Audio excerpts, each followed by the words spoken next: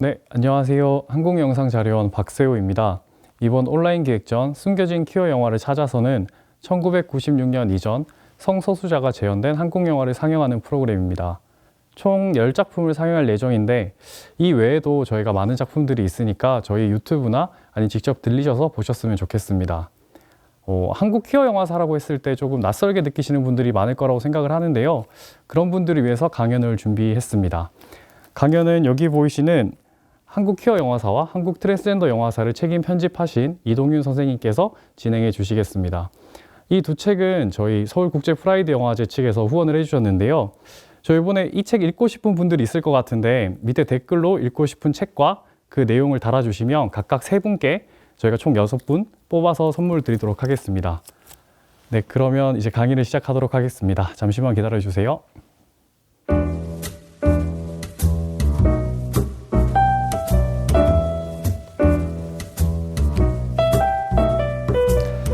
네. 먼저 이런 자리 만들어주셔서 진심으로 감사드립니다.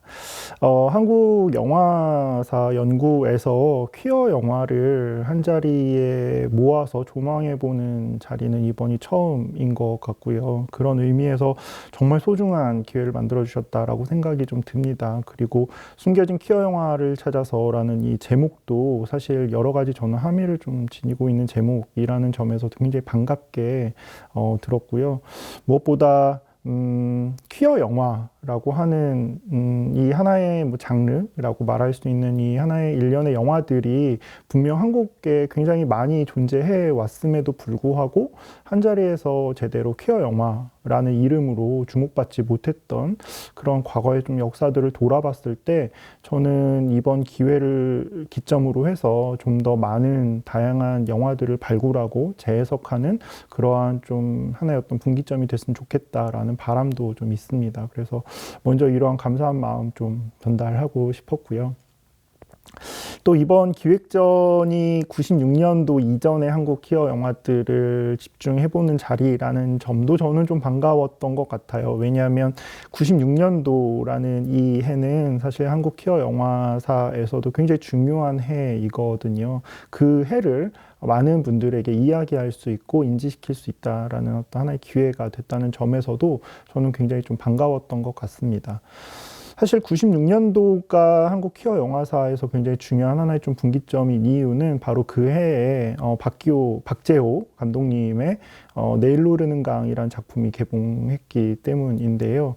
내일로 흐르는 강에서 처음으로 종로 뒷골목에 존재했던 게이바가 처음으로 영화 속에 등장했고요. 또 서울을 함께 더불어 살아가고 있는 성소수자들의 본 모습이 전혀 왜곡되지 않은 채 그 커뮤니티가 고스란히 재현됐다는 점에서도 어떤 분들은 이 영화야말로 진정한 한국 퀴어 영화, 최초의 한국 퀴어 영화다라고 말하실 정도로 굉장히 중요한 작품입니다. 저는 그런 의미에서 그 이전의 영화들과 그 이후의 영화들, 그러니까 좀 다시 생각해보면 퀴어들 또는 성소수자들이 온전히 자신의 목소리를 주체적으로 드러내기 시작한 그 시작점이 96년도에 내일로 흐르는 강 이후의 작품들이라고 한다면 주체적으로 자신의 목소리를 전달하지는 못하지만 굉장히 다양한 방식으로 영화 속에 또 등장하고 재현돼 온 이전의 그 작품들을 또 좀 구분지어서 살펴보는 것도 굉장히 좀 중요한 기획이었다라고 좀 생각이 듭니다. 96년도에 이 박재호 감독님의 내일로 흐르는 강을 좀 더 말씀을 좀 드려야 될 것 같은데, 이 영화가 의미 있는 이유는 단순히 그 영화 속에 성소수자들이 주체적으로 재현되고 있다라는 점뿐만 아니라 그 시기가 한국 성소수자 운동의 역사에서도 굉장히 중요한 시기였기 때문이에요. 93년도에 초동회라고 하는 최초의 공식적인 성소수자 모임이 결성이 되고, 이 모임을 기점으로 해서 남성 동성애자 인권연대인 친구 사이, 그리고 여성 동성애자 인권연대인 끼리끼리가 또 출범을 하게 되고요. 또 각 대학교, 또 PC통신을 중점으로 해서 굉장히 다양한 성소수자 모임들이 결성이 되고, 이를 통해서 그들이 직접 자신들의 목소리를 가시화하고 자신들의 존재를 알리기 시작하는 그러한 시기였습니다. 저는 96년도에 박재호 감독님의 이 작품이 나온 것도 그러한 한국에서의 성소수자의 어떤 인식의 변화, 또 그들의 어떤 목소리가 좀 더 주체적으로 등장하기 시작한 그 시작점들하고도 긴밀하게 연결되어 있다라고 생각이 좀 들어요. 흥미로운 점은 96년도에 이 작품이 개봉을 했을 때 친구 사이를 중심으로 해서 남성 동성애자 문화 활동가 분들이 굉장히 강하게 비판을 했어요. 이 영화는 굉장히 게이 혐오하는 그런 영화다. 퀴어 영화라고 말할 수 없다라고요. 뭐 그 여러 가지 이유들이 있는데 그 중에 하나가 이 영화 속에 등장하는 키스 씬이 굉장히 논쟁적이었어요. 그러니까 그 당시만 해도 동성의 어떤 성행위를 영화가 재현한다라는 게 사실 검열이나 또 대중적인 인식에서도 굉장히 여러 어려움들이 있었기 때문에 직접적으로 그 성행위를 묘사할 수가 없어서 그냥 단순히 어떤 키스 씬인데도 그 키스를 이렇게 입을 대고 서로의 이렇게 손과 손이 이렇게 마주하는 이러한 방식으로 키스 씬을 재현을 합니다. 이것이 정말 가시화를 위해서 노력하고 자신의 목소리를 주체적으로 드러내기 위해서 많은 노력들을 했던 그 성소수자 활동가 분들한테는 굉장히 좀 어떤 의미에서는 맥이 빠지는 우리가 이렇게까지 했는데 왜 영화에서는 이렇게 왜곡해서 그 키스씬 하나 제대로 표현하지 못하는가라고 하는 충분히 이유 있는 근거 있는 어떤 비판이 제기될 수 있었는데 시간이 좀 흐르고 나서 지금은 그렇게 묘사한 것 자체가 굉장히 또 하나의 흥미로운 해석의 지점으로 받아들여지고 있고요. 그래서 이 내일로 흐르는 강은 굉장히 좀 새롭게 또 재해석되고 있는 영화이기도 합니다. 저는 그런 의미에서 이 96년도를 하나의 기점으로 삼아서 이번 기획전이 마련됐다라는 것도 굉장히 좀 많은 대중분들에게 퀴어 영화, 한국의 퀴어 영화들을 좀 더 잘 소개할 수 있는 어떤 대목에서도 굉장히 좋은 어떤 시작점이 아닌가라고도 생각이 좀 듭니다. 이번에 10편의 작품이 상영될 예정이고요. 그 작품들에 대한 세세한 어떤 얘기들, 소개들을 좀 하기에 앞서서 먼저 한국의 퀴어 영화들을 어떤 관점으로 봐야 되는가부터 좀 미리 말씀을 먼저 드리고 싶어요. 왜냐하면 아마 여러분들이 이번에 온라인 기획전으로 상영되는 작품들을 보시면 아시겠지만 이거를 퀴어 영화라고 말하기에는 너무 영화 속에 이 등장인물들이 좀 혐오적으로 표현되고 있는 것 같은데 이거를 긍정적으로 퀴어 영화라고 말할 수 있어? 라는 질문을 충분히 제기할 수 있는 영화들이기 때문입니다. 저는 그런 의미에서 한국 퀴어 영화를 어떻게 바라봐야 되는가라는 얘기부터 먼저 하는 게 필요하다라고 생각이 들어요. 한국의 퀴어 영화를 말하려면 먼저 그에 앞서서 또 퀴어 영화란 과연 무엇인가를 또 한번 이야기해 볼 필요가 있을 텐데요. 퀴어 영화는 하나의 일련의 장르라고 이야기되기보다는 하나의 해석의 지점, 해석의 어떤 시선이라고 보는 게 더 맞습니다. 그런 의미에서 크게 두 가지 기준점을 좀 제시해 볼 수 있을 것 같은데요. 첫 번째는 영화 속에서 재현되고 있는 등장 인물들 중에 성소수자가 등장하는가라고 하는 지점이 하나 있을 수 있고요. 또 하나는 그 영화를 바라보는 관객들 또는 분석자들 또는 해석의 주체들이 퀴어한 시선으로 이 영화를 보고 있는가라고 하는 이 두 가지 지점이 있을 수 있습니다.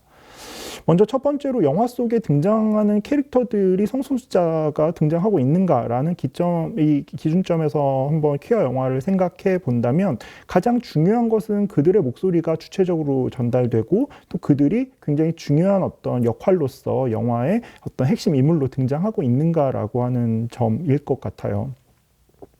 그래서 퀴어 또는 성소수자 캐릭터들이 굉장히 자신의 어떤 입장 또는 자신의 현실 또는 자신의 욕망에 대해서 직접 발화하고 또 그것들을 주장하고 표현하는 그러한 일련의 작품들을 우리는 퀴어 영화라고 생각을 하죠. 그런데 이렇게 봤을 때 한 가지 좀 문제점이 제기될 수 있습니다. 바로 그 인물들이 주체적이어야 된다라고 하는 하나의 기준점이에요. 만약에 반대로 퀴어 캐릭터 또 성소수자 캐릭터들이 영화 속에 등장하는데 그들이 주체적으로 뭔가 자신들의 목소리를 드러내고 있는 것 같진 않은데 영화에서 중요한 역할은 하고 있다라면 이런 영화를 우리는 퀴어 영화라고 할 수 있는가라는 질문이 또 제기될 수 있는 것이죠. 이 질문이 왜 중요하냐면 바로 이 주체적이다라는 그 캐릭터에게 강요되는 또는 주입되는 어떤 이 기준점이 퀴어 영화를 굉장히 도덕적으로, 정치적으로 올바른 영화들이라고 한정지어 버릴 수 있기 때문인 것이죠. 사실 소수자의 언어들은 사회 주류의 언어로 이해되기 힘든 경우가 많습니다. 정제되고 또 단련되고 또 뭔가 되게 올바른 그런 어떤 방식으로 발화되는 이 사회 주류의 언어들로는 소수자들의 언어가 온전히 해석되거나 이해되지 않는 경우가 많은 편인 것이죠. 그래서 그런 경우에 그 소수자들의 언어를 이상하다, 도덕적이지 않다, 뭔가 불합리하다, 이치에 맞지 않는다라는 방식으로 폄하하거나 또는 주류에서 배제시키는 경우가 굉장히 많습니다. 저는 성소수자들이 영화 속에 등장했던 그 표현의 방식들, 또 그들의 언어들도 저는 마찬가지였다라고 생각이 좀 들어요. 그것을 우리가 주류 사회의 어떤 언어로 이해하려고 노력을 한다면 분명히 그들의 어떤 목소리나 재현 방식은 굉장히 문제적이고 굉장히 받아들이기 힘든 그런 경우가 많을 수도 있습니다. 하지만 우리는 그것을 사회 주류의 어떤 시선에서 바라보려고 노력하기보다는 오롯이 그들의 목소리를 온전히 귀담아 듣는 것이 선행되어야 된다라고 생각을 하고요. 이때 중요한 것은 주류의 언어를 좀 배제하고 그냥 그들이 그 몸부림치는 또는 그들이 뭔가 기이한 방식으로 발화하고 있는 그 표현 방식들을 오롯이 한번 귀담아 보고 주목해 보는 것이 저는 굉장히 중요하다라고 생각을 합니다. 그런 관점에서 영화 속에 등장하고 있는 퀴어 캐릭터 또 성소수자 캐릭터들을 단순히 주체적으로 그들이 목소리를 내고 있다라고 하는 어떤 한정된 방식으로만 보는 것은 퀴어 영화를 오히려 더 제한시키고 왜곡하는 방식이다라고 저는 생각이 좀 들고요. 그런 의미에서 이번에 그 특별전 기획전에서 상영되는 이 작품들도 때로는 좀 불편할 수 있고요. 이해가 안 갈 수도 있고 뭔가 어쩌면 성소수자 당사자분들이 보셨을 때 좀 불편하다고 여겨질 수 있는 장면들도 분명 있을 수 있습니다. 그것들이 어떠한 불편함으로 다가온다 할지라도 그게 그 시대, 그 당시를 살아갔던 성소수자들의 목소리이고 표현 방식이라고 한번 생각해 보시고 주목해 보신다면 저는 분명히 좀 더 새롭게 다가오는 지점들이 있을 거다라고 생각이 좀 듭니다. 두 번째로 이 퀴어 영화는 또 바라보는 해석자의 위치에 따라서도 정의가 될 수 있어요. 그래서 퀴어 당사자가 영화를 주체적으로 퀴어하게 읽는다던가 또는 퀴어 당사자가 아니라고 할지라도 퀴어적 시선으로 이 하나의 어떤 해당의 작품을 좀 다른 방식으로 새롭게 읽어내려고 노력한다면 그 영화도 또한 퀴어 영화라는 범주에 들어올 수 있습니다. 동시대 영화들 중에 가장 흥미로웠던 작품 하나는 바로 불안당이었어요. 사실 불안당에는 어떠한 성소수자 캐릭터도 등장하지 않죠. 그냥 남성들의 그 세계만 그려집니다. 근데 그들의 관계가 충분히 퀴어하게 어떤 동성애적 관계로 읽힐 수 있는 여지가 굉장히 많은 작품이었죠. 사실 그래서 이 영화는 분명 퀴어 주체가 뭔가 주체적으로 자신의 목소리를 발화하고 있는 영화가 아님에도 불구하고 또 그런 퀴어 캐릭터가 재현되고 있는 영화가 아님에도 불구하고 충분히 퀴어 영화로 해석할 수 있는 또 그런 작품이기도 합니다. 저는 이렇게 해석의 지점에서 열려있는 또 퀴어 영화의 어떤 새로운 가능성들이 있다라고 생각이 들고요. 이런 방식으로 만약에 한국의 영화사를 퀴어링 해본다면 저는 굉장히 그동안 발견하지 못했던 어떤 문제의 지점들 또 다양한 어떤 새로운 어떤 발견의 지점들을 또 우리가 만날 수 있다라고 생각이 좀 듭니다. 그 가능성들을 좀 이번 기획전을 통해서 많은 분들이 인식하고 퀴어 주체가 등장하지 않더라도 이 영화를 좀 퀴어하게 볼 수는 없을까라는 질문을 가지고 좀 한국 영화사를 다시 한번 좀 살펴보신다면 저는 굉장히 많은 영화들을 좀 새롭게 또 만나실 수 있을 거라고 생각을 합니다. 또 두 번째로 이제 한국 퀴어 영화사를 읽기 위한 또 하나의 어떤 단서들을 좀 말씀을 드린다면 바로 검열로부터 자유롭지 못했다는 점이에요. 군사 독재 체제 하에서 굉장히 폭력적으로 이루어져 왔던 이 검열의 역사는 사실 한국 영화사를 읽어내는데 절대 무시할 수 없는 굉장히 중요한 요소들입니다. 많은 창작자들이 그 검열로부터 자유롭지 못했고요. 검열에 저항하기도 했고 또는 순응하기도 하면서 자신들의 목소리를 내왔던 역사가 저는 한국의 영화사라고 생각을 합니다. 퀴어 영화사도 마찬가지인데요. 특히나 퀴어 영화사는 유독 더 그 검열로부터 자유롭지 못했고요. 남성을 여성적으로 그린다던가 또는 여성이 무언가 좀 다른 방식으로 자신을 좀 더 표현하려고 한다던가 하는 어떠한 지점들이 다 검열의 대상이 되어서 굉장히 순화되거나 다른 방식으로 좀 은유적으로 재현되어야만 했던 경우가 많았습니다. 저는 그렇기 때문에 한국의 특히 96년 이전 그 검열로부터 자유롭지 못했던 60년대 중후반부터 특히 80년대까지의 이 작품들은 보려면 먼저 이 영화가 검열당한 영화다라는 것을 인식하고 보는 게 굉장히 중요하다고 생각이 들어요. 그래서 영화를 보다가 이거를 왜 이렇게 표현했지? 뭔가 좀 애매한데? 모호한데? 라고 생각되는 지점들이 있다면 그것은 분명 검열의 어떤 결과다라고 생각해 볼 수 있습니다. 단적인 예로 한 가지 작품을 좀 말씀을 드리면 화분이란 작품이 좀 그래요.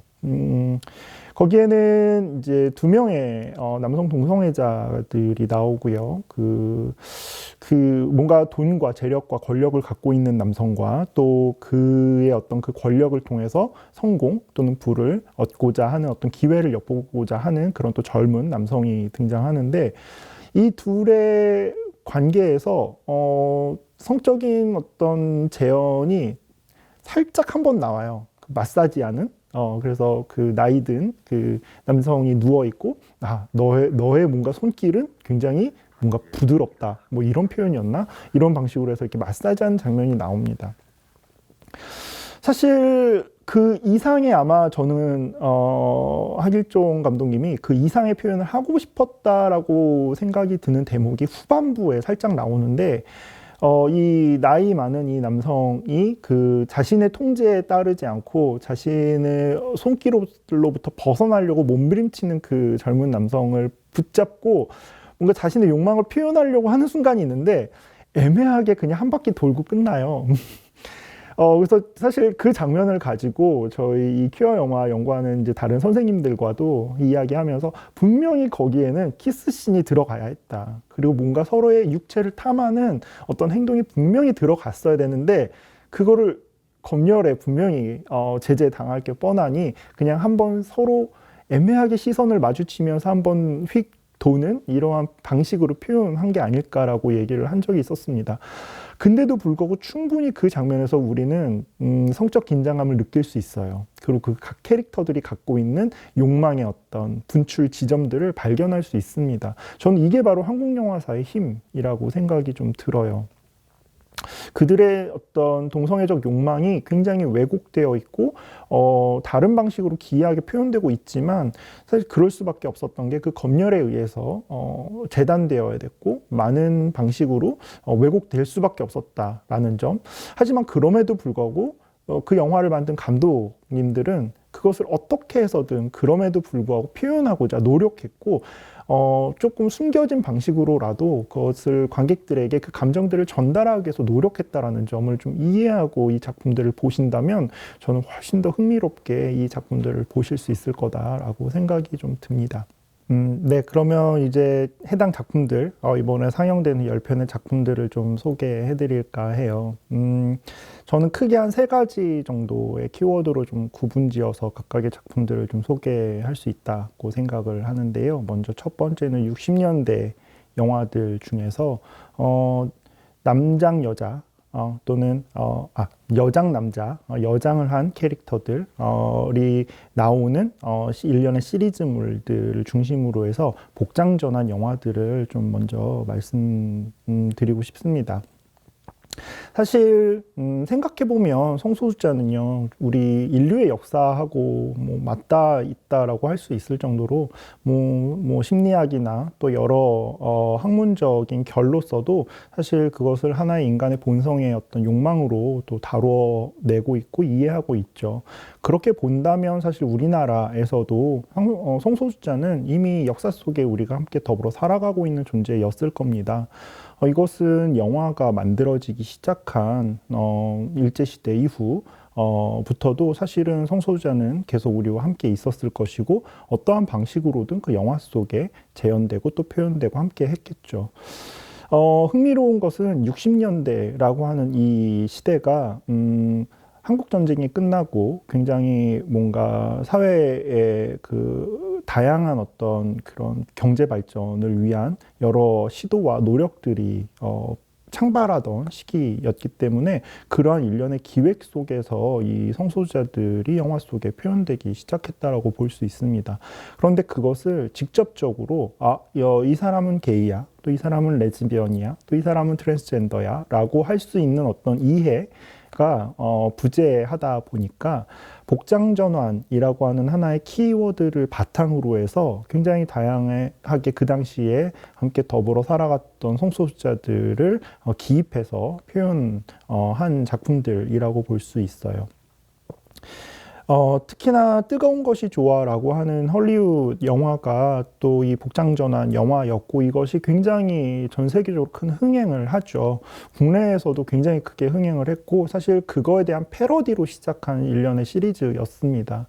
근데 이 복장전환 영화들이 재미있는 것은 그 당시에 많은 비평가들 또는 기자들에게 C급 영화라고 폄하되었다라는 점이에요. 그러니까 뭐 사실 지금도 한국 영화에서는 한국 영화계에서는 뭔가 코미디 영화를 조금 평가절하하는 분위기가 있습니다. 그래서 좀 더 진지하지 못하고 가볍고 그렇기 때문에 이 영화가 아무리 관객들에게 많은 어떤 호응을 얻는다고 하더라도 작품성이 있다라고 말하지는 않는 이러한 어떤 분위기가 분명 존재하죠. 사실 이 복장전환 영화들도 코미디라고 하는 장르의 외피를 입고 있었기 때문에 그 당시에 많은 어떤 비평가들에게는 이 영화가 그렇게 작품성 있고 의미 있는 영화야라고 해석되지 않았습니다. 오히려 풍기문란이라는 이유로 굉장히 폄하되고 비판의 대상이 되고는 했어요. 하지만 흥미롭게도 관객들은 이 시리즈를 너무 좋아했다는 것이죠. 그래서 개봉하는 족족히 다 흥행을 했고요. 그래서 90년대 초반부터 시작됐던 이 시리즈물들이 90년대 후반, 96년도까지 지속적으로 만들어지기 시작합니다. 아마 96년 즈음에는 이제 관객들도 조금 그 패턴에 조금 뭔가 지루함을 느끼기 시작하면서 외면하게 됐고 그것이 결국 이제 이 장르의 사장으로 연결됐다라고 볼 수 있을 텐데 어쨌든 그럼에도 불구하고 우리는 60년대 한국 영화사 속에 여장 남자라고 하는 또는 그런 복장 전환의 이 키워드들을 다수 품고 있는 영화들을 보유하게 됐다라는 게 저는 굉장히 좀 중요한 지점인 것 같아요.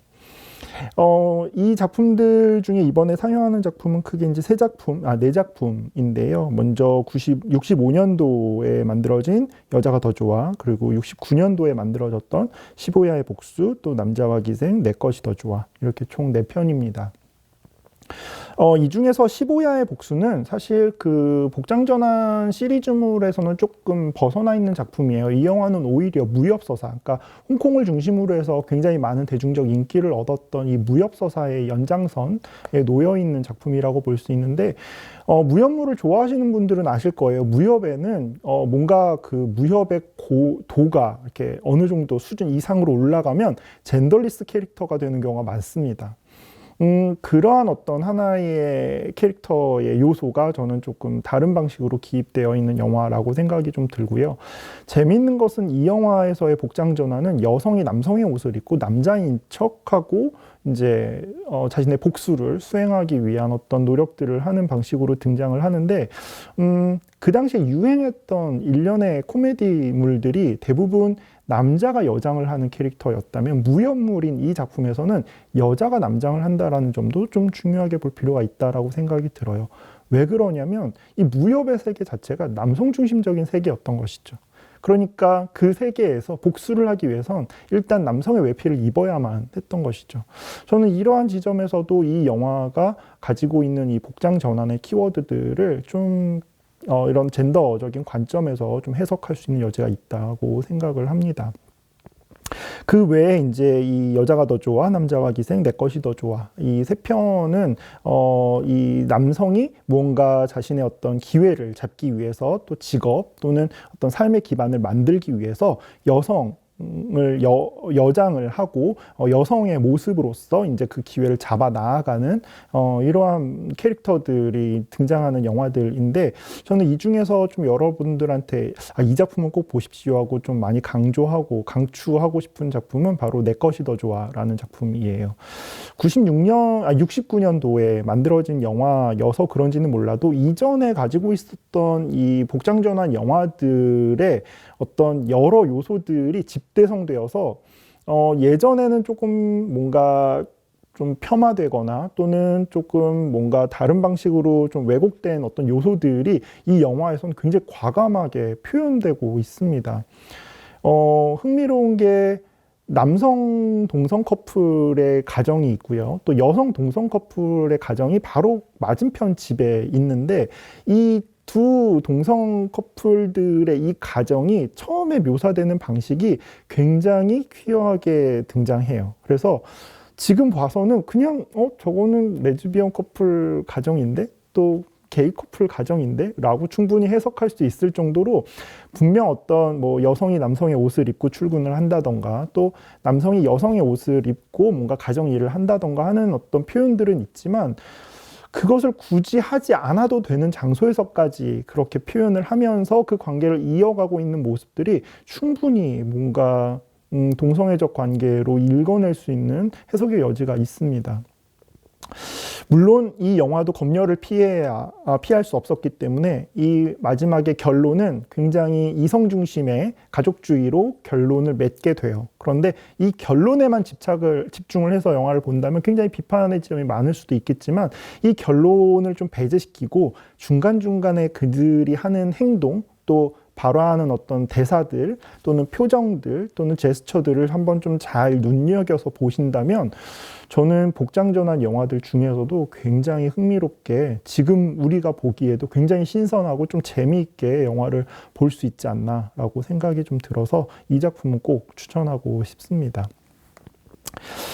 다음으로 두 번째 이번 기획전의 키워드를 말씀드린다면 저는 알레고리로 덧입혀진 캐릭터들이 등장하는 일련의 영화들이라고 좀 말씀드리고 싶습니다. 크게 세 작품 정도 말씀드릴 수 있을 것 같은데 72년에 개봉했던 하길종 감독님의 화분 그리고 76년도에 만들어진 김수영 감독님의 금욕 또 84년에 만들어진 이왕림 감독님의 달빛 멜로디 이렇게 세 편을 좀 소개해드리고 싶습니다. 금욕과 화분은 제가 아까 전에 잠깐 언급해서 또 이해하셨을 거라고 생각이 들지만 사실 이 두 편의 작품은 이 퀴어 영화를 연구하시는 연구자분들 중에서는 한국 최초의 게이 영화다 또 한국 최초의 레즈비언 영화다라고 주장을 하실 정도로 그 이전에는 등장하지 않았던 방식으로 성소수자들이 더 직접적으로 자신의 욕망을 표현하고 이야기하는 작품들입니다. 화분의 경우는 나이 많은 남성과 또 어떤 기회를 엿보는 이 나이 어린 이 남성 둘 사이의 관계가 노골적으로 서로 애정하는 사랑하는 관계로 묘사가 됩니다. 흥미로운 것은 그것을 옆에서 누군가 혐오하거나 단죄하거나 너 어떻게 그럴 수 있어? 그러지 마! 라는 방식으로 절대 그것을 비판하지 않는다는 것이죠. 저는 그것이 그 당시에 성소수자들에게 굉장히 관대했던 사회였기 때문이었다라고 하지는 않습니다. 왜냐하면 여기서 등장하고 있는 이 나이 많은 남성 캐릭터가 사실 어떤 의미에서 본다면 그 당시에 굉장히 주도적인 권력을 갖고 있는 권력자를 상징하고 은유하는 그런 캐릭터이기 때문인 것이죠. 사실은 그래서 이 금욕에 대한 연구들을 좀 살펴보면 이 영화는 퀴어 영화로 해석되기보다는 그 당시에 주류를 이루었던 그런 남성 중심의 권력 또는 자본과 또 어떤 정치적인 권력 이 둘 다를 가지고 굉장히 많은 횡포를 저질렀던 그런 권력에 대한 비판 또 그 권력으로부터 벗어나고자 몸부림쳤던 젊은 세대들의 어떤 고뇌 이런 방식으로 알레고리화 되어서 해석되는 경우가 많았습니다. 저는 그것 또한 굉장히 좋은 해석이고 또 좋은 어떤 하나의 영화를 보는 관점이라고 생각하지만 이 영화를 만약에 퀴어 영화라고 본다면 이 둘의 관계는 분명한 동성애의 관계이고요. 그 당시에 이들이 만약에 비판받지 않았다면 저는 그것은 이 권력자가 가지고 있는 그 힘에 의해서 비판받지 않을 수 있었던 건 아닐까라고도 생각이 좀 듭니다. 그러니까 남성, 권력자로서 이 남성이 하는 어떠한 행동들은 그것이 뭔가 조금 다른 방식이고 조금 낯설고 뭔가 어떤 부분 좀 기이하게 다가온다 할지라도 쉽게 비판할 수 없는 그런 절대적인 권력을 갖고 있었던 힘을 갖고 있었던 그런 캐릭터였다라고 생각이 들고 그런 의미에서 이 영화 속에서의 이 동성애 관계도 저는 그런 권력의 역학관계 속에서 이 퀴어한 관계들을 좀 새롭게 해석해 볼 수 있는 여지가 있는 작품이라고 생각이 좀 듭니다. 무엇보다 저는 이 영화 속에 등장한 이 하명중 주인공 역할을 맡았던 이 하명중 선생님의 젊었던 시절의 그 빛나는 모습을 한번 여러분들이 꼭 이번에 만나보셨으면 좋겠고요. 특히나 스포일러가 될 수도 있겠지만 도망간 그 나이 젊은 그 캐릭터 그 주인공을 붙잡으러 간 그 장면이 있습니다. 그 공간이 있는데 그때의 이 하길종 감독님의 연출 방식이 아주 돋보이고 정말 강렬한 힘을 지니고 있어요. 저는 그것을 단순히 어떤 권력 비판 또는 어떤 그 시대 비판이라는 관점을 좀 넘어서서 욕망, 그러니까 정말 자기가 너무나 욕망하는 그 젊음 어떤 대상이지만 자기가 취할 수 없고 가질 수 없고 온전히 함께 할 수 없을 때의 그 분출하는 어떤 분노 이런 것들이 굉장히 다양한 방식으로 그 순간에 연출되었다라고 생각이 좀 들어서 그런 관점에서 그 장면을 한번 좀 생각하면서 보시면 어떨까라고 생각이 좀 듭니다. 두 번째는 금욕인데요. 이 금욕도 정말 저는 여러분들 꼭 보셔야 되는 작품이라고 생각이 들어요. 특히나 이 작품 필름이 없어요. 그래서 이 비디오, 이 영상으로 밖에 볼 수 없는 작품이기 때문에 여러분들 이번에 꼭 보셔야만 합니다. 근데 이 금욕 같은 경우도 사실은 엔딩에 있어서 여러 가지 해석의 지점을 낳아요. 그것도 스포일러라서 제가 말씀을 드릴 수는 없지만 두 여성이 함께 하고자 했지만 함께 할 수 없는 어떤 비극적 순간을 맞이했을 때 온전히 살아남은 그 여성이 과연 자신의 미래를 어떻게 뚫고 나갈 것인가에 있어서 충분히 서사적으로는 비극으로 해석할 수 있을지는 모르겠지만 감독님은 저는 그걸 비극으로 연출하지 않았다라고 생각을 합니다. 충분히 그렇게 볼 수 있는 여지가 있어요. 그래서 이 영화의 엔딩에 대해서도 한번 보시면서 같이 보신 분들과 함께 다양하게 이 엔딩을 어떻게 볼 것인가 한번 논의를 하면서 이 여성들의 욕망을 좀 한번 살펴보신다면 저는 이 작품 또한 굉장히 흥미롭게 보실 수 있을 거다라고 생각이 듭니다. 80년대에 만들어진 이 달빛 멜로디 같은 경우는 뭔가 스릴러라고 하는 장르의 외피를 입고 있어요. 그래서 영화가 되게 모호하고요. 좀 추상적이에요. 그리고 욕망이 분명하게 표현되지 않습니다. 그들의 관계도 좀 뭔가 모호해요. 근데도 불구하고 저는 이 작품이 좀 흥미로웠던 건 그 모호함 이면에 숨겨져 있는 욕망의 결들, 또 뭔가 추상적으로 표현되고는 있지만 또 굉장히 어떤 불안한, 신경전적으로 굉장히 불안에 떨고 있는 그런 캐릭터들이 계속 등장하고는 있지만 그 신경전적 이면에 분명히 존재했던 그 동성애적 욕망 또는 서로 완성될 수 없는 또는 연결될 수 없는 그 관계망들 에 대한 어떤 의미들이 충분히 저는 전달되고 있다라고 생각을 합니다. 특히나 흥미로운 거는 여기에 이제 두 남성과 한 명의 여성의 이 삼각관계가 등장을 하는데 이들의 관계가 약간 폴리아모리 같은 그런 해석의 지점도 있어요.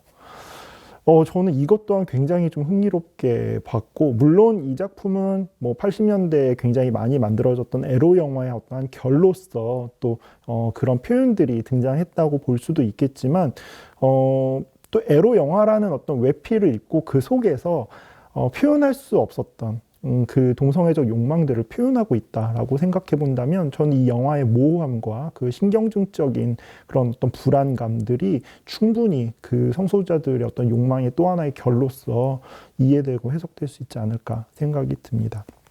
그래서 이 작품도 한번 꼭 보시라고 저는 권해드리고 싶습니다. 마지막 끝으로 한 가지는 이제 동성애자 커뮤니티 또는 성소수자를 포용하는 커뮤니티가 영화 속에서 등장하고 있다라는 점이에요.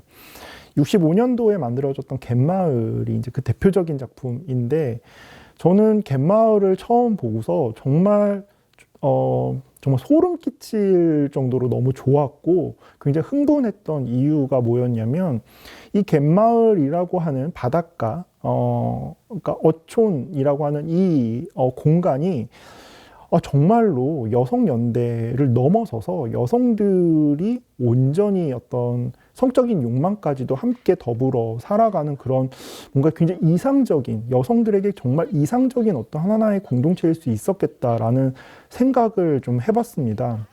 특히나 재밌는 건 이 작품이요, 굉장히 큰 흥행을 이끌어낸 작품이기도 해요. 65년 개봉 당시에.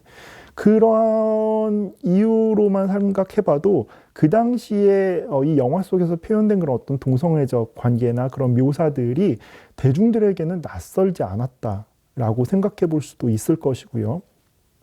만약에 그렇다면 오히려 과거에 성소수자들을 포용하고 받아들였던 이런 어떤 문화가 지금보다 훨씬 더 열려 있었던 것은 아닐까라고까지도 충분히 좀 해석해 볼 수 있는 여지가 있는 작품이라고 생각이 좀 듭니다. 남성들은 전부 고기를 잡으러 바다로 나갔다가 희생돼서 돌아오지 못하고 그래서 여성들만 남은 그런 어떤 한 마을을 배경으로 하고 있고요. 이 마을에서부터 이제 벗어나서 뭔가 다른 어떤 삶을 개척하려고 했던 여성이 결국은 여러 우여곡절 끝에 다시 이 마을로 돌아와서 이 여성연대, 여성의 공동체 속으로 다시 포용되는 이러한 이야기 구조를 가지고 있는데 그 속에서 이 여성들이 자신의 어떤 성적인 욕망까지도 함께 더불어서 무언가 공유하고 또 나누고 하는 이러한 대목들이 표현 대사로는 남사스럽다, 왜 그러냐, 뭐 남자가 없어서 그런다라고 표현은 되지만 단순히 그렇게만 해석되니까 뭔가 결여의 어떤 결핍의 어떤 하나의 방편으로서 동성애 관계가 이루어졌다라기보다는 정말 서로가 서로를 뭔가 애정하고 또는 그 애정이 단순히 어떤 한 사람만을 향한 지고지순한 어떤 사랑을 넘어서서 이 공동체 전체를 포용하고 있는 어떤 그러한 연대의 한 부분이라는 관점에서도 저는 굉장히 뭔가 급진적으로 해석할 수 있는 영화라고 생각을 합니다. 그런 의미에서 저는 이 갯마을을 좀 퀴어 영화로서 좀 더 적극적으로 이 시대에는 좀 이제 바라볼 수 있지 않을까라는 생각도 좀 듭니다. 두 번째로는 밤의 열기 속으로인데요. 사실 이 밤의 열기 속으로는 80년대에 굉장히 많이 만들어졌던 이태원을 배경으로 한 영화들의 또 한 결로 또 볼 수도 있습니다. 그 당시 이태원이라고 하는 공간은 미군 부대 옆에 있었고 또 미군이라고 하는 어떤 상징이 미국이 대표하고 있는 어떤 성공에 대한 또는 잘 살고자 하는 어떤 욕망에 대한 그런 것들을 투영시키고 있는 또 대상들이었기 때문에 이 이태원은 그런 다양한 어떤 욕망의 결들을 갖고 있는 사람들이 모인 공간이었던 것이죠.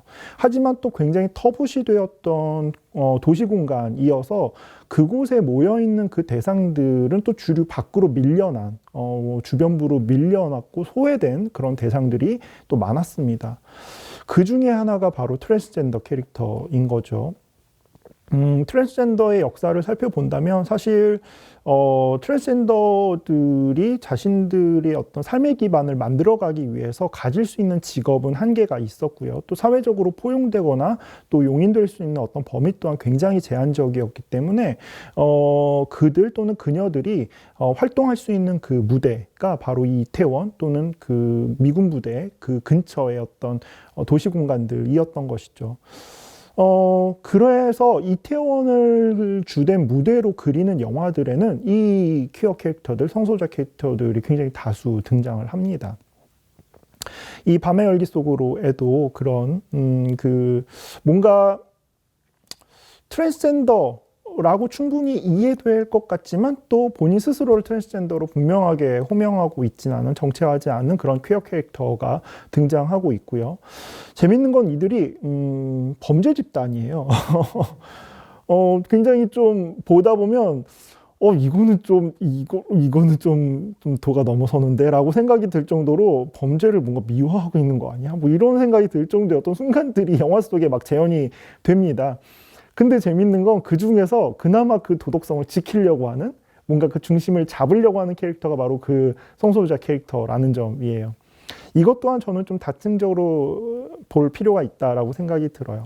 첫 번째는 바로 퀴어 캐릭터가 받아들여지기 위해서는 아까 말씀드렸던 것처럼 이런 도덕성이 어느 정도 부여가 되어야만 그들이 사회 안으로 용인될 수 있었다라는 점에서 어쩌면 범죄 집단, 준범죄 집단처럼 보이는 그들의 어떤 관계망 속에서 그 중심을 지키려고 하는 존재가 바로 이 성소수자 캐릭터였던 것은 아닐까라고 생각을 해볼 수 있을 겁니다. 사실 저는 이렇게 밤의 열기 속으로처럼 이태원이라고 하는 공간을 바탕으로 해서 이런 성소수자 캐릭터들이 등장하는 영화들 중에 여러분들에게 꼭 소개하고 싶은 영화, 하지만 이번에 소개는 못하게 된 작품이 바로 이태원 밤하늘에 미국 달이 뜨는가라는 작품이에요. 이 작품은요, 정말 여러분들 만약에 관심 있으시다면 영상자랑 오시면 보실 수 있어요. VOD로. 와서라도 꼭 한번 보시라고 제가 좀 강조하고 싶을 정도로 정말 전위적이고 획기적인 영화입니다. 스포일러를 제가 말할 수는 없어서 내용을 전달할 수는 없지만 이 영화 속에서 표현되고 있는 이 성소수자 캐릭터가 단순히 그냥 어떤 그들의 어떤 고민과 고뇌를 표현하는 것을 넘어서서 남성 중심의 가부장제 이데올로기를 굉장히 다른 방식으로 비틀고 또 그것에 대한 어떤 대안을 제시하려고 하는 어떤 노력까지도 담고 있는 영화라는 점에서 저는 굉장히 좀 주목하고 싶습니다. 그래서 좀 한번 이 두 작품을 좀 비교해서 보셔도 저는 좋겠다라는 생각이 좀 들고요.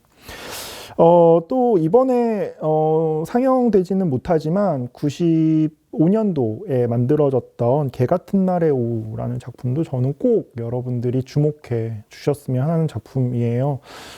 여성들이 여성폭력에 저항하면서 아파트 옥상으로 올라가서 이제 투쟁을 벌이는 이야기인데 그 아파트 옥상에 올라가는 여성들 중에 트랜스젠더 캐릭터가 끼어 있습니다. 그래서 처음에는 그녀가 트랜스젠더라는 거를 여성들이 몰랐다가 나중에 알게 되는 과정, 그래서 그녀를 자신들의 여성연대 안으로 함께 포용하는 이 과정이 저는 굉장히 흥미로웠고요. 특히나 여성 트랜스젠더를 중심으로 해서 최근에 한국 사회에서 많은 어떤 논란들이 있었던 이 상황을 좀 생각해 본다면 저는 이 개 같은 날의 오후가 지금 이 동시대에도 굉장히 많은 영감을 줄 수 있는 그런 작품이라고 생각이 좀 듭니다.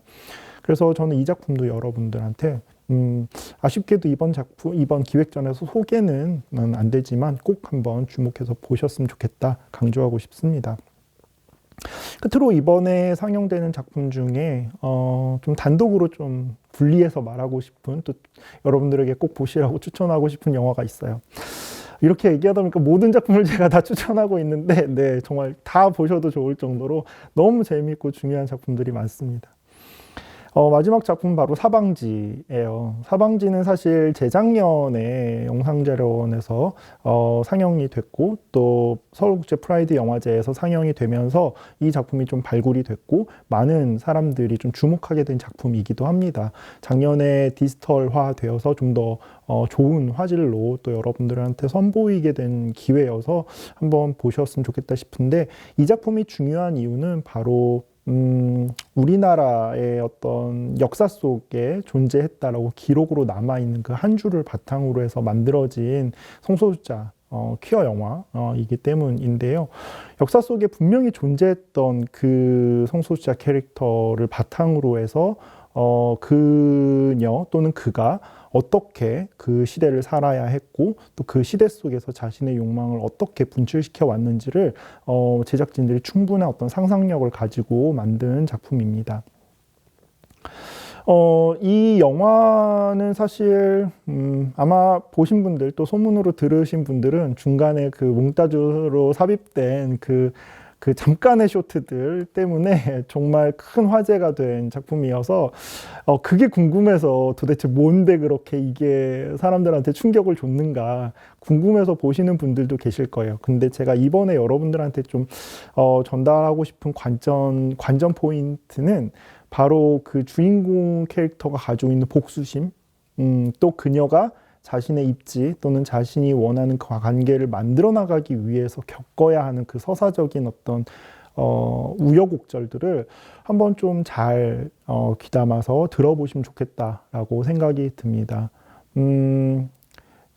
양성을 다 가지고 있는 존재로서 자신의 성을 어떻게 표현하는 것이 좋을지 또는 자신의 정체성이 무엇일지 어느 누구도 가르쳐 주지 않았고 또 스스로도 자신이 그것을 어떻게 정립해야 될지 모르는 그러한 한 존재가 사랑하는 대상을 만나고 그녀와 함께 자신의 욕망을 키워나가고 발견하고 만나고 또 그 욕망이 좌절되었을 때 그것을 단순히 그냥 좌절하고 그냥 실패로만 묻어두는 것이 아니라 자신의 또 다른 어떤 방식으로 또 그것을 복수라고 하는 어떤 표현들로 발화하고 또 행동하고 하는 이 과정들이 저는 굉장히 중요한 하나였던 한국 퀴어 영화사에서 굉장히 중요한 순간들이라고 생각이 좀 듭니다.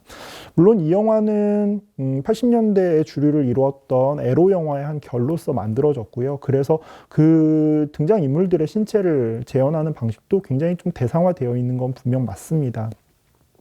그런 지점에선 비판의 또 지점들이 없는 것은 아니죠. 특히나 그 양성을 다 가지고 있는 그 주인공 캐릭터를 이혜영이라고 하는 그 당시에 굉장히 섹스 심벌로 알려진 굉장히 힘 있는 그 여성 배우가 또 주연을 맡았다는 것만으로도 사실은 굉장히 그 성소수자 그 캐릭터 주인공 캐릭터의 어떤 다양한 해석의 지점을 좀 한계 짓고 있는 것은 분명 있습니다. 하지만 그럼에도 불구하고 이 영화가 가지고 있는 힘은 저는 그 주인공 캐릭터가 가지고 있는 욕망을 재단시키거나 단순히 왜곡시키지 않고 감독이 또 제작자들이 오롯이 귀담아 들으면서 또는 그녀가 자신이 원하는 방식으로 최대한 자신을 표현하고 드러내고 또 할 수 있는 모든 어떤 행동의 끝지점들까지 밀어붙인 그 어떤 선택들이 저는 이 영화의 굉장히 중요한 점이라고 생각이 좀 듭니다. 그래서 한번 이 영화도 그런 방식으로 주인공 캐릭터의 욕망에 한번 좀 오롯이 집중해 보시면서 보신다면 이미 이 영화를 보셨던 관객분들이더라도 좀 새롭게 또 보실 수 있는 지점들이 있지 않을까 생각이 듭니다. 네, 끝으로 사실 또 한 번 반복할 수밖에 없는 것 같아요. 이번 기획전은 사실 한국영화사 연구에서도 정말 중요한 분기점이지만 어떤 의미에서 본다면 한국 퀴어 영화사 연구의 원점이라고도 저는 생각이 듭니다. 물론 뭐 재작년에 한국 퀴어 영화사라고 하는 책이 발간이 됐고요. 또 작년에 한국 트랜스젠더 영화사라고 하는 책이 발간이 되면서 많은 분들이 또 주목을 해주시기도 했지만 이렇게 대중적으로 그 작품들을 볼 수 있는 기회가 열렸다라는 점은 저는 한국 퀴어 영화를 단순히 그냥 연구자들 또는 이 분야에 좀 관심 있는 자들에게만 알리는 것을 넘어서서 대중적으로도 새롭게 좀 인식시킬 수 있는 그런 기회라고 생각을 합니다. 그래서 저는 정말 이번 기회에 한국 영화를 사랑하는 많은 관객분들이 많이 보시고 좀 주목해 주셨으면 좋겠고요. 저는 그러한 열망이 지금 현재 동시대에 만들어지고 있는 영화들에도 어느 정도 자극을 줘서 좀 더 다양한 좋은 뭔가 영감을 주는 그런 퀴어 영화들이 또 제작될 수 있는 그런 에너지로까지 연결될 수 있었으면 좋겠다라고 하는 바람이 있습니다. 그런 관점에서 좀 많이 응원해 주시고 또 관심 가져주시면 고맙겠습니다. 네, 감사합니다.